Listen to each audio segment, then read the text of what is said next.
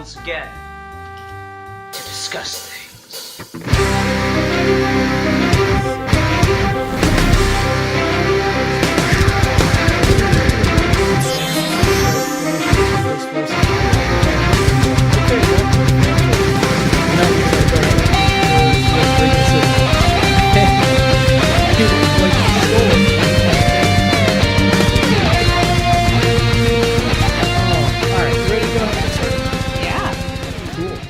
Hi everyone, welcome to another episode of Geeky Gentlemen. I am Sid Part 2. Joining me today is the one, the only, the Curious Lo. Hello, good to be back. My third episode that I've recorded, but only the second one that's getting released. Yeah. Assuming that nothing happens to this audio as well. I will straight die. You know, it's always the episodes where I'm like, oh, this will be really fun and this will be a neat discussion. And I'm going to get this extra person on. It's never like an episode that gets lost where I'm like, at least we got something recorded that week. It's always like, this is a good episode. Nope. Bye. What can you do? Technology. It never works the way you want it to. Yeah, so Lo is here today, though, to help me do a discussion topic that I'm reasonably excited about, so that means this probably won't happen. We do our character analysis videos, and I've been wanting to talk about Daenerys Targaryen for quite a while. You know, if you don't know Daenerys Targaryen, you might know her as Khaleesi of the Grasslands, Stormborn, Queen... The Unburnt, Queen of the... Andals and the First Men. I got you. That's the one, yeah. Mother of Dragons, Breaker of Chains. It would be a real pain in the ass to try to tweet at Daenerys if that was her whole handle. I don't even think that has to be more than 140 characters. And I feel like I'm still missing something. Yeah, I think we're missing at least a few of them. But we got the big ones. Yeah, totally. So I like Game of Thrones, and Lo is a just gigantic fantasy nerd. Yes. So I figured it'd be a good idea to have her on talk about Daenerys. So now correct me if I'm wrong. You've read the Song of Ice and Fire books, correct? I have. I read all of them in between last season and this season that just finished.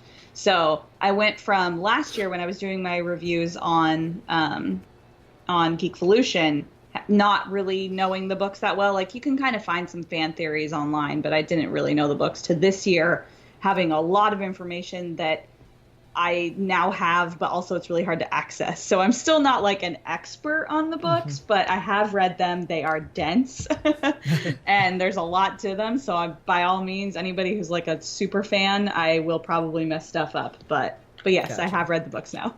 Okay, and that's interesting because I keep being told that I should read the books, but every time I find something out about the books, it immediately is no, that's not what I like about this show. You know what? Everything to do with, and I guess we should just say, if you're listening to this and you're dumb, spoiler warning, but for the books as well, everything about Lady Stoneheart and Catelyn coming back as a zombie totally turned me off for the books for years. When I first heard about that, when I was kind of getting into Game of Thrones, I was like, ew, no. Part of what I love about Game of Thrones is that it's pretty gritty, and even the dragons are really realistic, and it's a different take on some of these more whimsical fantasy things that are very otherworldly. And I was like, no, I don't like it. It honestly, it works. The books are just as good as the show. If you love the show, they're just different, and that's okay. The show still exists, and I can still love it for the stuff that it did. And I'm sure people who started with the books hopefully feel the same way about the show, that it's there are things in there that they changed that they really loved from the books. But I think both George R. R. Martin and then the guys who do the show, they both really love the material. So they do their own things with it, of course, but... Mm-hmm. No, it's just one of those things where I hear things about it, and I'm I don't like that. A friend of mine was reading through the books at one point and goes, oh, I really wish they'd put giant spiders in the show like they're in the books. I'm like, what? No, not at all. Okay, the giant spiders are, first of all, they've been mentioned in the show. Really? And they're up north above the wall. So they're part of the White Walker stuff. It's not okay. like honestly, we haven't. I mean, as far as I remember, like we haven't even like seen them in the books. They're just like there were ice spiders above the. Unless I'm like totally forgetting something, I Yeah, definitely yeah. could be because it's a lot of pages that I recently read. Fair enough, fair enough. But anyway, But to get they're not to big enough to yeah. like ruin the story No, it's one of those things. It's just like all these tonal things that I just for no. sure. Yeah, but anyway, to get to Daenerys herself. So ever since I started watching the show, and I did jump on in the first season, as it was airing more or less. Daenerys has been to me the most interesting character. Admittedly, not her herself in the first season, more the like culture that she was engrossed in, with the Dothraki being what they were. And I was like really like waiting for them to cross the Narrow Sea, and then it took 8 seasons. But like she has been the character I've been most interested in for the longest time, and I've found that her story got more and more interesting just as things went on, as things developed, and so I really have always kind of liked her the most out of everybody. And then she is kind of slowly becoming the true main character of the series, which is really neat. Yeah, no, she's an awesome character. I think from the get-go, it was always sort of intended that her and Jon Snow would be kind of the two main characters that would drive the show eventually. Yeah. Yeah, and So. I mean, it's in the title of the books and everything, Song of Ice and Fire. But you know, there's so many other characters. Everyone got like freaked out by like Red Wedding and stuff because like it killed off, you know, the main cast from what Honestly, everyone else was once thinking. Ned was beheaded, that was the end for me trusting that any character was gonna live. Yeah, right. I mean, like yeah, main we follow character him. of the first book / first season, depending on what medium you're partaking in, is like that's pretty crazy. And I know that that's like the cliche thing that people always talk about, but there's a reason for it. That's insane. Definitely. Yeah, but so like I always just found myself attracted most to Daenerys just because I think she has a really interesting story. There's some really fascinating levels of just slow, deliberate, and really clever character growth for her. Mm-hmm. Like, I don't want to say that she's a daydreamer or ditzy in the early stuff. I would say she's numb because you have to think she's grown up with her ass clown of a brother her entire life, that I think she just doesn't even understand that she could potentially have power herself. Like, not even like mystical dragon hatching power, but just like she could have power in her own life. Like, she's been essentially a slave to be traded off. And I think, honestly, in taking control of her own sexual life, like she does in the first season, finally puts her in the driver's seat of something in her life, and then she just slowly gains more and more of that, and it just gets more and more momentum as the show and books go on. Yeah, and that's a scene that I found particularly interesting, and I've heard some kind of debate raging between fans of the show, fans of the book, about like the way that the show kind of changes the connotation of like her wedding night scene with Khal Drogo. Yeah, it's a little rapey in the show, and it's not so definitely. much in the book, but yeah, and like, you know, I find that really interesting because it kind of mirrors, and Martin's obviously a big fan of history.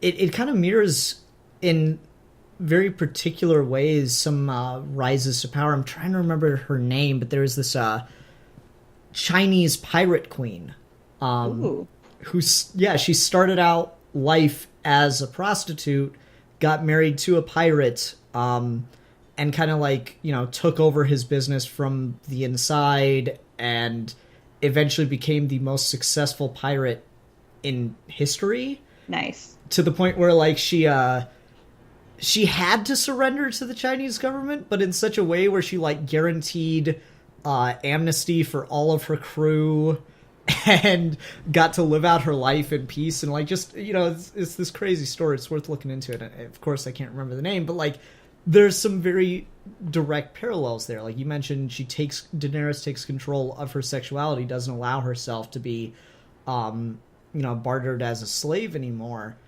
and it really, really works and kind of propels her into some really interesting character growth. But one thing I really like about that is it wasn't all at once. Yeah. Like she takes control of, her relationship with her husband, but she's still naive to a certain extent into what people are willing to forgive, willing to put up with. And that's a thing that, I'm not entirely sure she's ever quite grown out of trusting people. She really is the unburnt in that she cannot really perceive when people have burned her. In a really interesting way. Because there's the witch doctor that, kind of kills her son and leaves Khal Drogo in a coma, basically. Or paraplegic, whatever he's supposed to be in that. And then there's the way that the Sons of the Harpy in the slave cities start acting, and then, most recently, she trusts Cersei to keep her word. And, yeah. yeah, right? So there's just, like, all these occurrences throughout her her journey that she never really quite learns when not to trust somebody. Yeah, I don't know that I would say it's that she's not trusting or that she's too trusting. I think I don't know. I don't even know the words that I would use to describe it. Like, she's like tunnel vision almost. Like, she just doesn't care about stuff that is not in pursuit of her goal. And I think that kind of comes back to bite her in the ass sometimes when she's like, it's fine. I'm going to free all these people and they'll be so happy and everyone, it'll be this utopia city of no more slaves that, like, why do I need to worry about this Sons of the Harpy thing? And then all of a sudden it's a huge issue. And she's like, oh, it's fine. Like, I freed this woman. Of course she's going to be grateful and not have other fish to fry, with the fact that she's seen lots of people die, not just her own life wasn't the only one that mattered, like she would then turn around and curse Dany. And same with Cersei. She's like, oh, like, of course Cersei's going to see reason and not be crazy and help us fight off this impending threat because that's more important than who sits on the Iron Throne. I just don't think she stops to consider that not everybody has the same goals, or in Cersei's case is as sane as Dany is. Yeah, and I just find that really interesting that she's had these, like, there's definitely a theme in where she stumbles. And yet at the same time, she is such a cool and fascinating character, and I totally buy that people will follow her. She does have this charisma that comes through, and I just really, really buy that people would be attracted to her for her beliefs, and want to follow her for those reasons. Like, what is it? I love this. One of my favorite scenes is when she buys the Unsullied. Oh my gosh. Yeah, that is a really, really strong, really powerful, just perfect scene that I think really encapsulates her drive and her very unique morality. Yeah. Where it's like, she's not against killing, but she's got a very strict honor code about killing. And so when she takes the whip and tells the Unsullied to turn on the Masters and fight for her by choice, not by demand, like, I really like the phrase buys the Unsullied, because she doesn't purchase them with money, she buys their loyalty with kindness. The Unsullied thing is an interesting one, because I definitely am in the camp of some of the people this last season on the show that, like, she frees slaves and the Unsullied and Missandei and all those different characters, but, like, she never actually sets them up with an institution to govern themselves.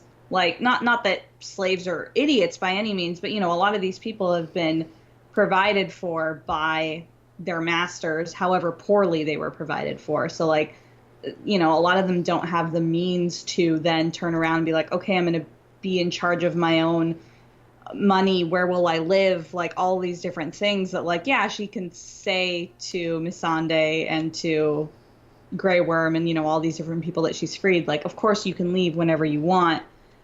I don't think that she necessarily provides an infrastructure that facilitates that easily. And I don't think she's doing it on purpose. Like, I would never say that she's, like, being malicious about it. But I think that she's a bit short-sighted in that even if some of these people did want to leave, like, she's not doing anything to actually help them start a new life. She's just dismantled their old way of life and stopped short at finishing the job, I guess. Yeah, this is the I didn't think this would come up. So here's the prime directive from Star Trek, right? Like, hi, ladies and gentlemen, Captain Logan has joined the conversation. Yeah, right. Like, you know, the prime directive is absolute bullshit in Star Trek, but it does have an underlying point that's really hard to argue with, which is like, okay, fine, you save this people from slavery, death, whatever. In a way, you're now responsible for them and, like, their well-being. So what do you do with that? How do you proceed from there? Because, you know,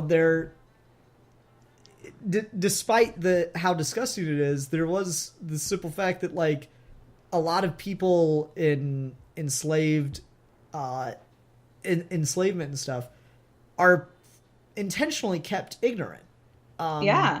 Like, that is a really big point, is, like, they are intentionally kept stupid. You know, we don't even have to go to fictional examples. We can look at real history here. It was illegal to teach a slave how to read most of the time. That's, you know, this is a systematic oppression thing. These are real issues, and at the same time, she lives in this, you know, upper echelon society kind of world, despite being exiled from it for most of her life, where concerns like that were probably never taught to her. I'm trying to think of a specific example.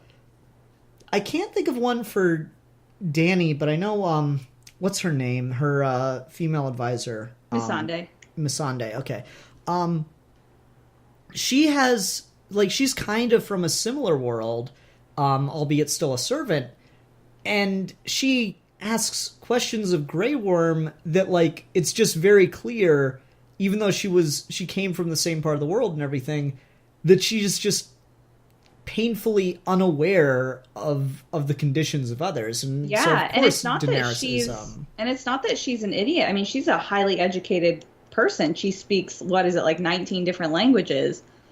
It's not that she's dumb. It's just that she would have so many things hidden from her because the people in power know that once you start to allow your servants and your slaves to have knowledge of the outside world and knowledge of how things work other places, that they're going to be like, hey, that other city gets along just fine without slaves. Why am I a slave, you know? Mm-hmm, and definitely. that's where that institution runs into problems. So they just keep them all ignorant. I mean, I'm pretty sure that, yeah, she'd already freed the other two cities before she got to Marine. And those cities had already turned back to slavery. Like, it hadn't even been a year or two, because she just marched on after, quote, freeing those cities to Marine. And then they turned around, and those were the cities that were attacking Marine at the end of last season, or 2 seasons ago. Yeah. And it's just a really good example of how she's got a really good philosophy on how to, you know, run the world. Everybody should be free. That's a good start.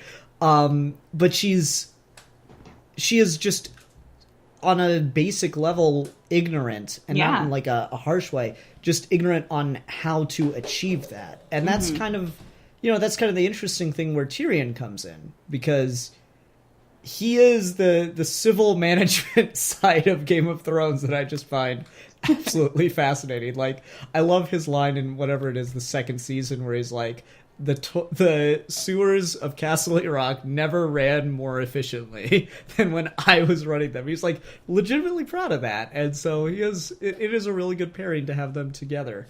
One has the vision, one knows the means. Yeah, I think that they're a really good pair together. I love when he finally met up with her and was starting to give her advice and stuff. I think they both have their flaws, but I think if they would do a slightly better job of communicating, that they could really, in tandem, run a pretty efficient country, if not world, because assuming that, what is his name, Dario Naharis still has control of Marine, which we have heard nothing of what's happening back in Essos, she's technically still kind of has control of, like, half of Essos. So she's basically an emperor of so many different places now. With her and Tyrion, I'm sure they could get things on track. I just think they need to slow down long enough to realize that some of the things they've left behind aren't on track. Yeah, and that's like an argument he tried to make to her, and and certainly he wasn't. He's a little trapped in his own ways of just understanding how the world works, though he's a little more down to earth because he got to see some of the uglier side of it. He wasn't protected as much. But he still is trapped in his own ways. That's why he's like, oh, well, we have to execute the people murdering former slave owners. Because now it's a crime. And that's a really weird situation for her, and it kind of blows up in both their faces. Yeah. And it's interesting to see the way they govern, and this is kind of my thing with Game of Thrones. Yeah, dragons and ice zombies and all that's all fine and good, but like, man, feudal politics. Who knew it could be so interesting, right? Right? Like, we're sitting here talking about like the ways in which they handle things. And I mean, of course, the honest answer is, in a truly, just society isn't determined who's in power by like who was born to who and stuff like that. And that's almost to a certain degree kind of a lesson that Dany learns. Like, I especially like the scene where she and Jon Snow first meet, and he says, your father killed my grandfather, and all these things.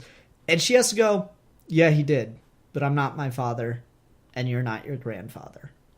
And like it's still iffy, but it's at least moving in a healthier direction. Well, I mean, you can look back into history, and there are plenty of great, essentially dictators that were great leaders and did a lot for their countries, specifically with like, different regencies and stuff. All of the different lines had great leaders and awful leaders, most of them being somewhere in the middle.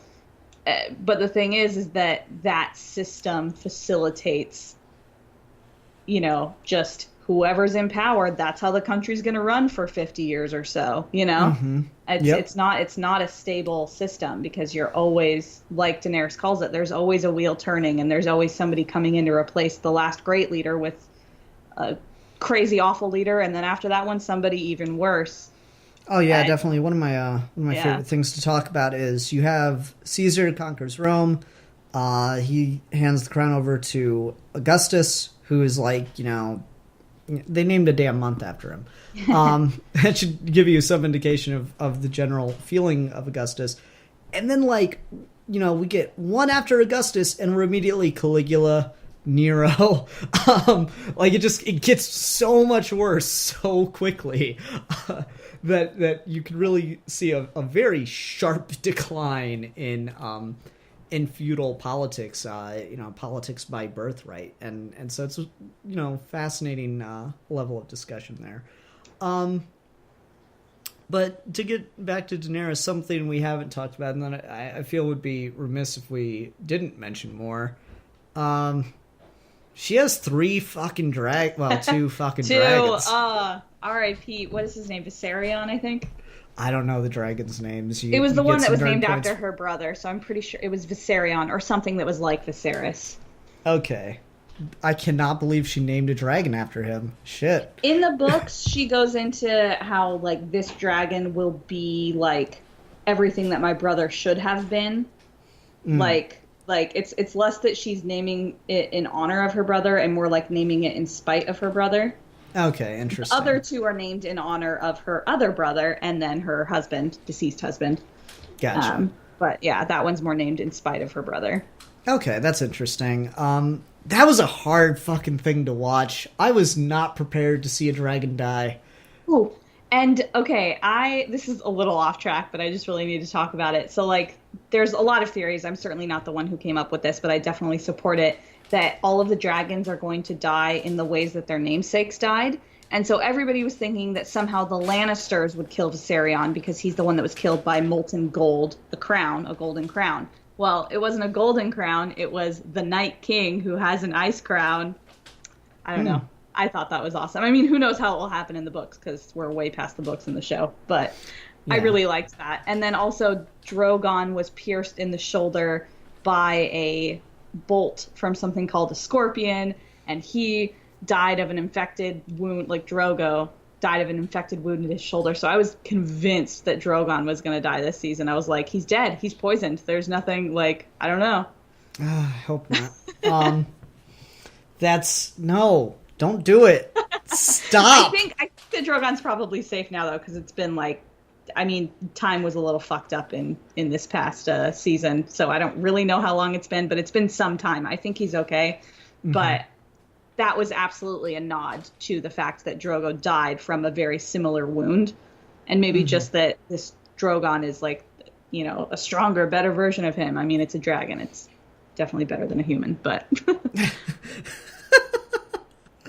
Well, I mean, I think that's the interesting thing to discuss, because particularly after she was told by the witch that she'll never be able to have children again, and then she gets the dragons, you know, everyone talks about them like they're this, you know, weapon of war and all this stuff. But really, the thing about the dragons is they are literally her children. Yeah. Like, the mother of dragons thing isn't just some moniker. They look to her like a mother.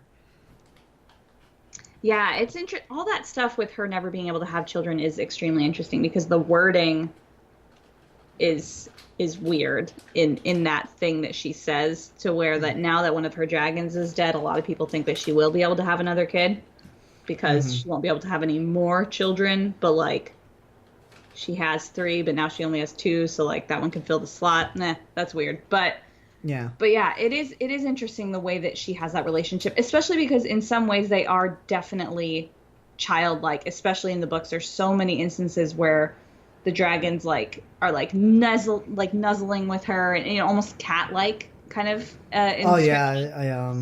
I'm so stupid when it comes to thumbnails for this. I found a painting that I think is used on like one of the Game of Thrones trading card games or whatever.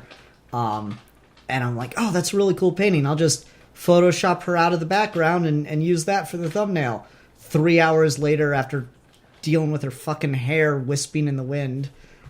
Anyway, that image has one of the dragons like clutching around her back kind of thing. So yeah. But then at the same time, they are wild animals, and she seems almost blind to the fact that as much as she likes to, you know, just like people in the real world like to think of their pets as their children, like it's a different species. It is, and in the case of the dragons, it's a wild animal. They aren't pets. You know, she can't. It's weird that she is so adamant that they are her children. They are just like children. She has to protect them and all this sort of stuff, when like they hold their own and in some ways do things that she abhors, you know, like they kill a child. And yeah, that was a really, really shocking scene. Like I love how they set that up in the show. I don't know if they do this in the book, but like early in the season when she's ruling Marine and they bring her a dead goat and she's like, oh, wasn't expecting that.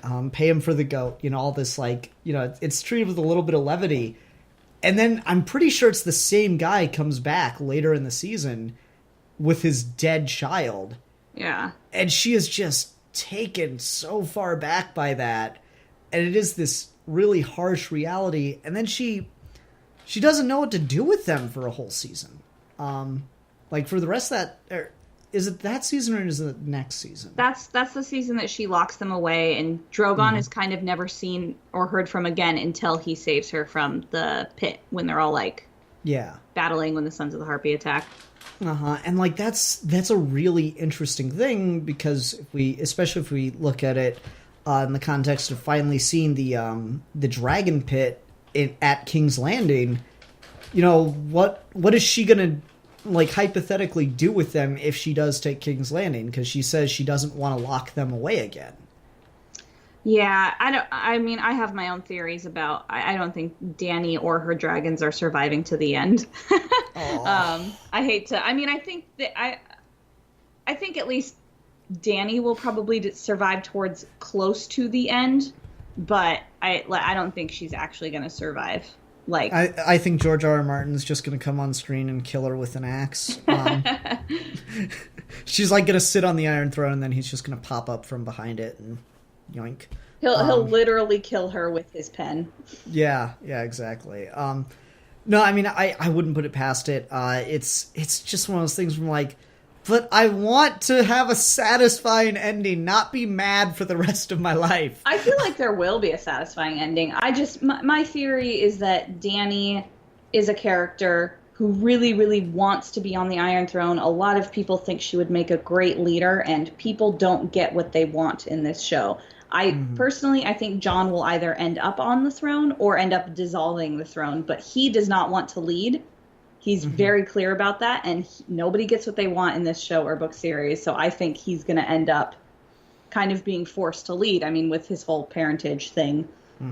It's, but yeah, so that's part of the reason why I think that Dany's arc kind of, as far as Game of Thrones rules go, kind of naturally concludes with her being unable to fulfill the thing that she has longed to, but I think that she will have some sort of, like she won't get to fulfill it, but like it'll still be fulfilling for her because she'll have helped usher in a new era. I just don't think that it's actually going to end with her seated on the throne, but that's me. I've been wrong fair. before.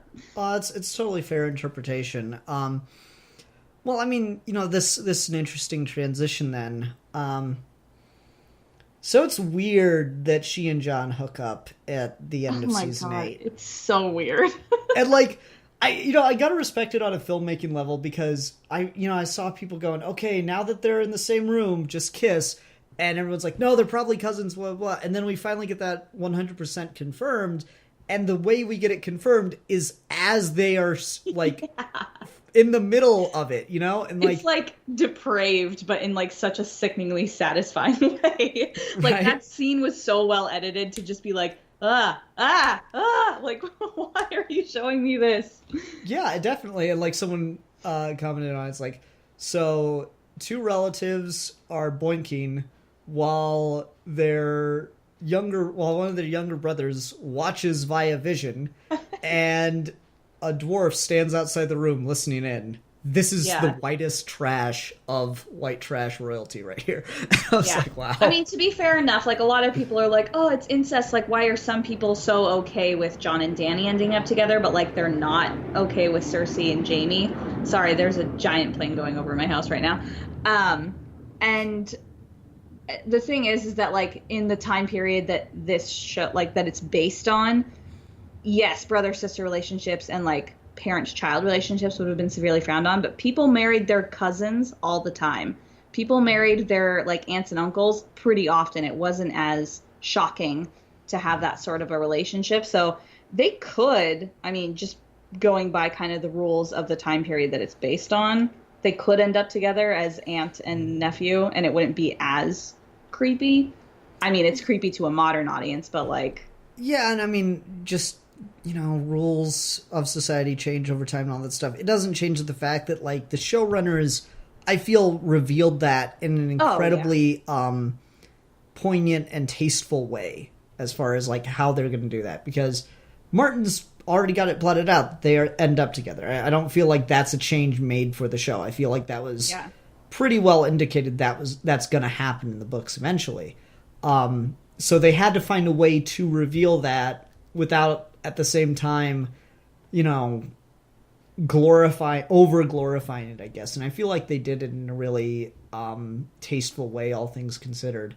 And I mean, it is one of those things, because like those two have kind of a natural chemistry when they are on screen together. Oh yeah.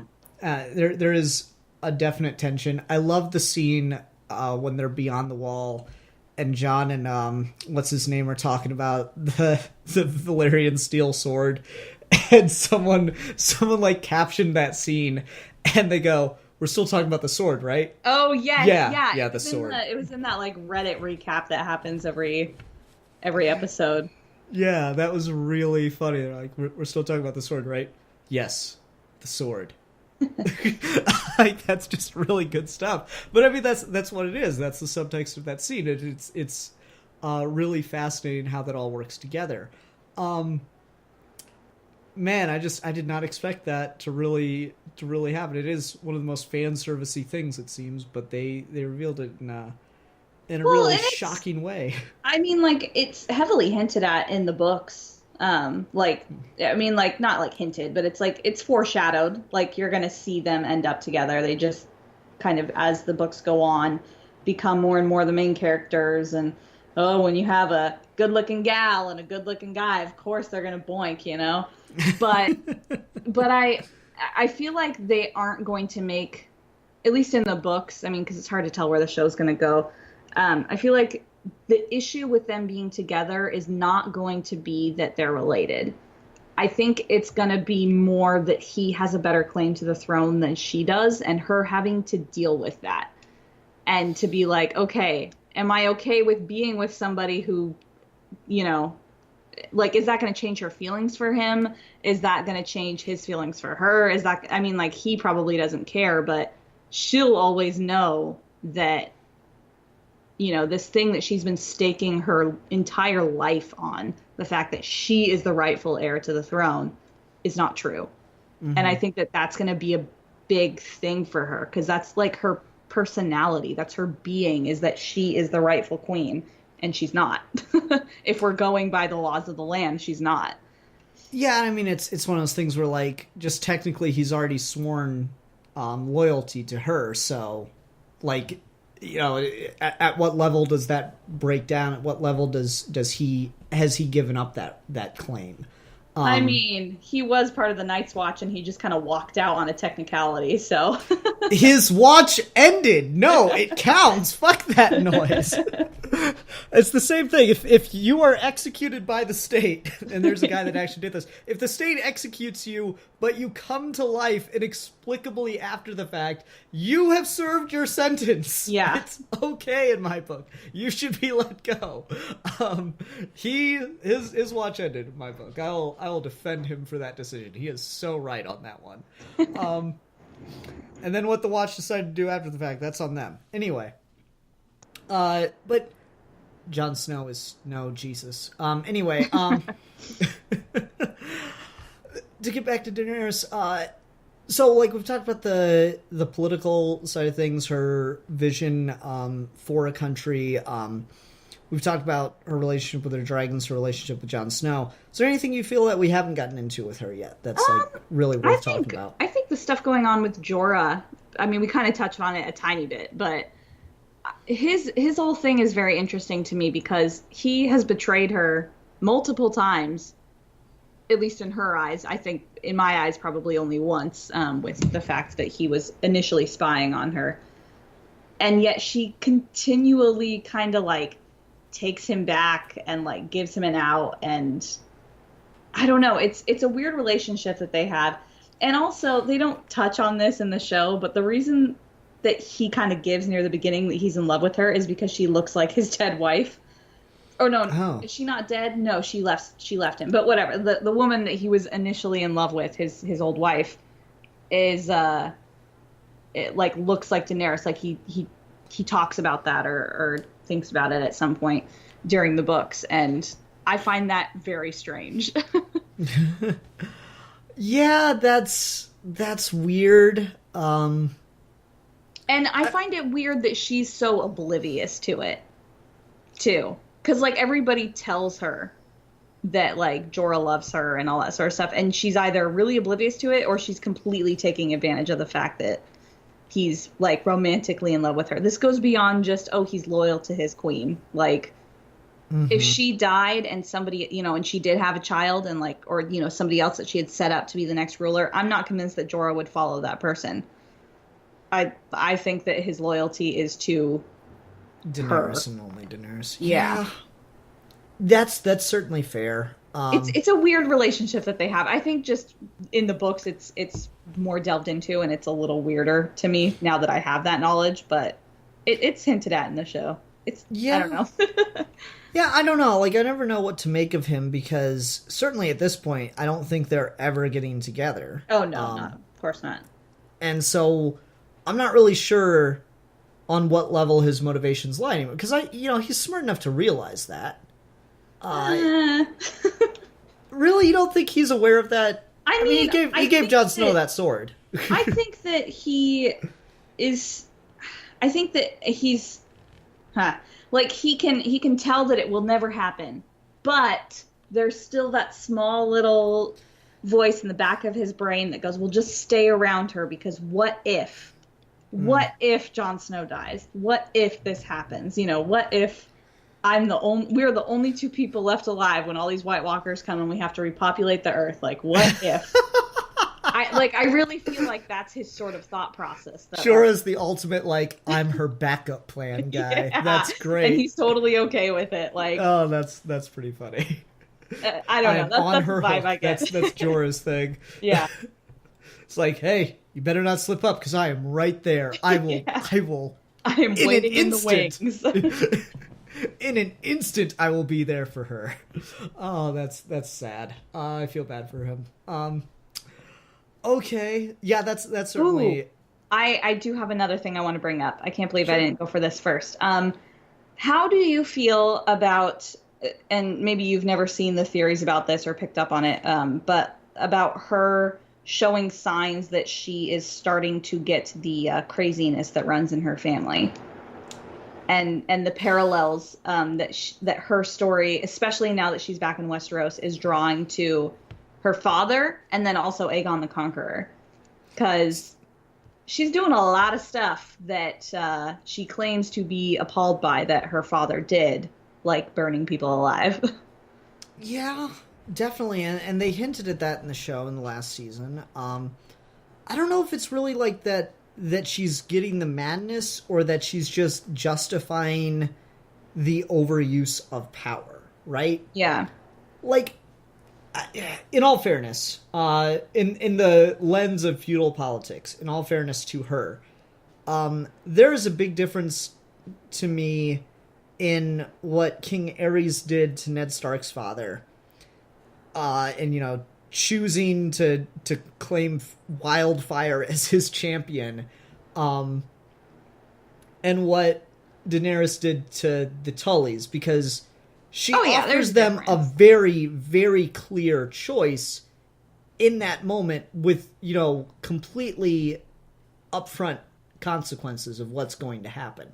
I mean, she doesn't say you will be burned alive, but she does say you will be killed if you do not swear loyalty to me. That's just what it is. So I wouldn't say it's the madness kind of thing. I would say it's more just, I feel the commentary on the show is more that, like, they fear that the power is going to her head and she's justifying her actions based on what's going on, even though if she were looking at it from the outside in, she would not justify that. And that seems kind of be the arguments that her and Tyrion are having right now. Yeah. Like, he really is trying to is measure her the right word, or temper her? Yeah. Yeah, and it's interesting because Tyrion has perspective on what a power-mad ruler is like. Like, I will always go back to that scene after Joffrey and them were attacked in the marketplace when he gets shit thrown on him, and Joffrey's like, "I'm their king, they shouldn't do stuff like that to me," and Tyrion just slaps him, and he goes, "My hand didn't burn off." Like, that's just a really good point. But he doesn't have that kind of confidence with dealing with Daenerys. But he kind of needs to get that assertiveness back. Is that he is Joffrey's uncle, and that Joffrey was a little shit. So, like, he needed to be a lot harsher with Joffrey just to, like, have him not burn down everything. Like, you know, I don't know. There's a lot more at stake with Joffrey. He was like a... Yeah, I'm just saying, like, explode. The levels to which he was willing to go with Joffrey, it seemed like he was hitting them a lot faster than when, like, Daenerys does something that makes him uncomfortable. He's still trying to have polite conversations, and I'm waiting for, like, that rash action that, you know, gets him in trouble.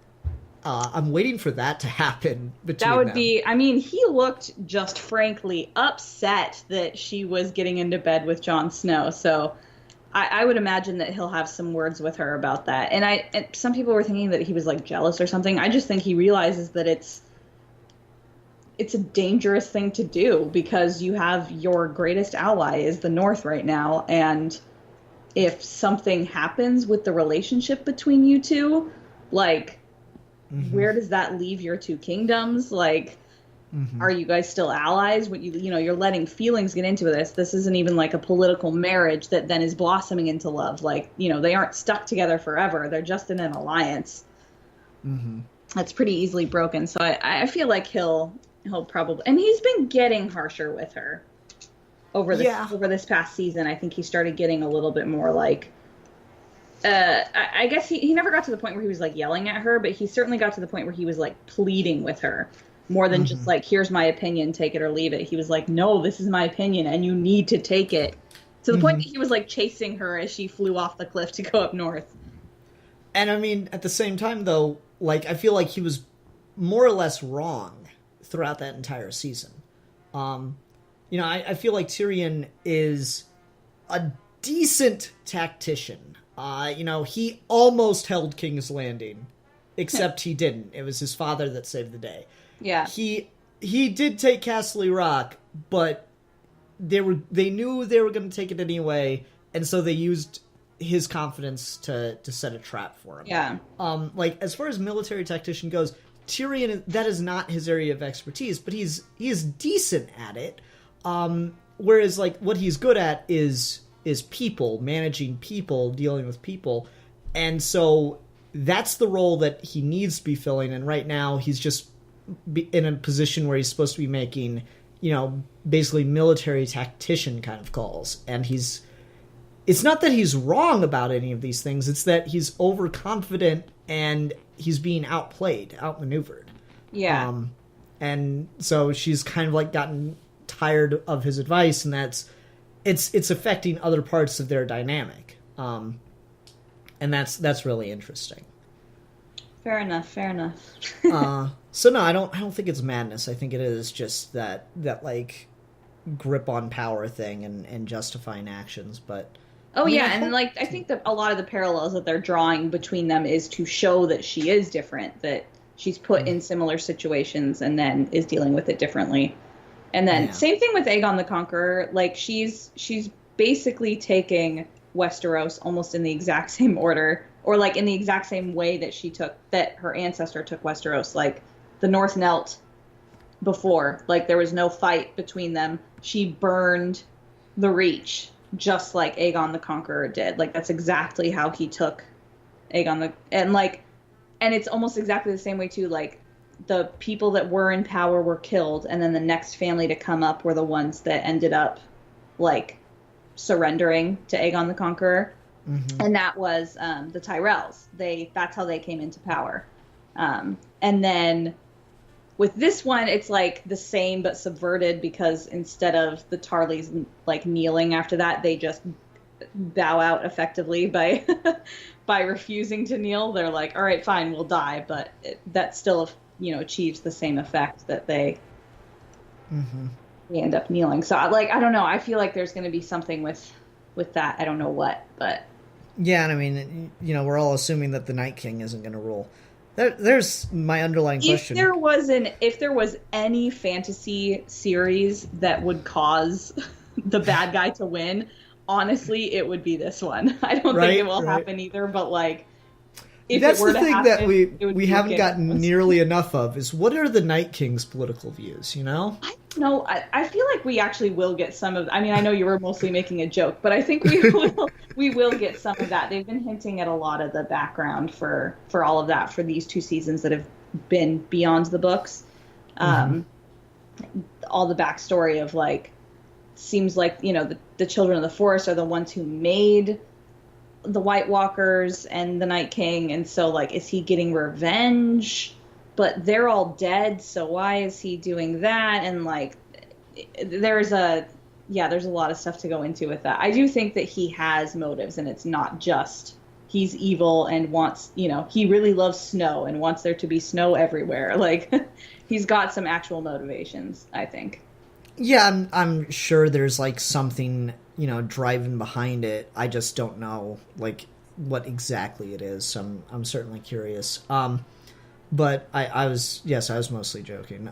So way to kill that joke. Anyway, okay, I think that's pretty good on Dany then. All right, now what we usually do is we try to do recommended reading, but I mean, or recommended watching reading, but like, being that there's only the books and the show, that's like, you know, obviously go read the books, go watch the show. I have something I can recommend. If Go you for it. are a big fan of the books or the show, I cannot recommend the YouTube channel Alt Shift X enough. He does a ton of theory videos and really breaks down, and not even just theories, but just like, especially if you are a fan of the show and haven't read the books but are interested in some of the lore and don't want to have to sift through a million Wikipedia pages. He has different videos for like all the different characters, and he'll break down like all of their background and kind of pull together. Even as somebody who had recently watched or read all the books, it was really nice to be able to go to his YouTube channel and like just have all of the stuff about Tyrion and like everything that's going on in his arc in one video and be like, oh yeah, that's everything that's going on with that. And he breaks down every episode. And then in between seasons, he does stuff that's more like certain characters or certain plot lines, and he breaks down like all that. I don't know. It's just a really well-researched YouTube channel. Cool. To help supplement your Game of Thrones void between these 2 seasons, because it will probably be more than a year. It's ridiculous. Why are they doing that? That sounds interesting. Something else I was going to say we could do is there a season where you think that is the Dany season? Like, that is where that is like where she's at the best of her best. Because we did the same thing with Goku. We were like, when Steve and I talked about Goku, we were like, okay, well, there's only Dragon Ball and Dragon Ball Z to watch. So, like, what, if you wanted just to, like, really get back into why you like this character, what season, what era of the show show or books would you go to? Honestly, I think season 1. I think that like, I don't love her season 2 arc when she's in Karth. I think that she's really on the back foot that entire season, and she's I don't know, I feel like she's just not in control most of the time, whereas season 1 is about her gaining control, and then season 2 is all of a sudden back to her like not having control again. And it ends on such a triumphant note for her. I don't love, I guess season 3, that's when she gets the Unsullied, right? Is near the end of season 3. I feel like that's it, yeah. Yeah, that one would probably be my second choice of her coming into her own, because it kind of mirrors what happens in season 1 with her slowly gaining power and slowly, you know, getting all of these people behind her. But yeah, I think my anti suggestion would be season 2, in my opinion. But no, that's fair. 1. Yeah, and I'd tend to agree with those. I really, really like season 3. Again, the ultimate Daenerys scene for me is when she gets the Unsullied. Yeah. That just, it's so cool. The way she buys the army, but she buys their loyalty instead of buying them as slaves. That's the really neat part. Yes, and then, I mean, just, that's the whole Breaker of Chains era right there, where she's just kind of going around being awesome, but then just dealing with the fact of, I want to be a good person, but, like, what if people don't deserve a good leader? What if they deserve someone harsher? And that was, you know, some really interesting moral questions she danced around with in that era. And now, you know, she still is, but now there's like ice zombies, so it's a little less gray. Yes. Okay, cool. That'll do it then. Oh, just random question, because I know I've heard people complain about this. Do you care that Emilia Clarke doesn't have purple eyes? No. Okay. It's something, and people get hung up about Harry Potter's eyes too, because he's supposed to have green eyes. I don't know. That sort of stuff really doesn't matter. Like, it's a cool detail in the book. It's something that he can easily have in the book. Like, it's really easy to just be like, yeah, and they have purple eyes, and the Iron Throne has 5,000 swords in it, or however many it is. Like, the Iron Throne in the books is gigantic and ugly looking. Like, oh no, I was looking through a Game of Thrones comic that was adapting the books directly. yeah.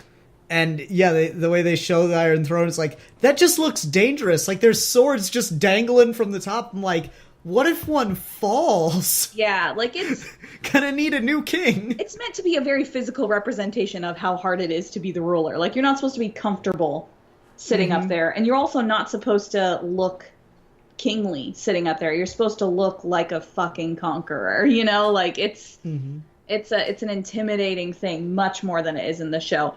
But, and I watched an interview with George R. R. Martin, and I think he said something very similar to this, where he was like, you know, it's easy for me to say that, and then it's another thing to put that on a TV show. And I think that the purple eyes thing is another thing. It's not important to her character. It's not, like, it's just something that distinguishes her from, you know, that she is Valyrian, but, like, who cares? She has silver hair. They kept that. They still make it so that the Valyrians are this kind of other, you know, distinct race of humans. So, yeah, it doesn't bother me. No, just generally curious. I still love Joffrey's line, and I think it's season 2. It's like, the Iron Throne doesn't have 5,000 swords. I counted. Yeah, I bet Joffrey is totally the kid that would count all the swords. I thought that it was Littlefinger that counted them. I could have sworn it was Joffrey that says that. Whatever. Somebody says it.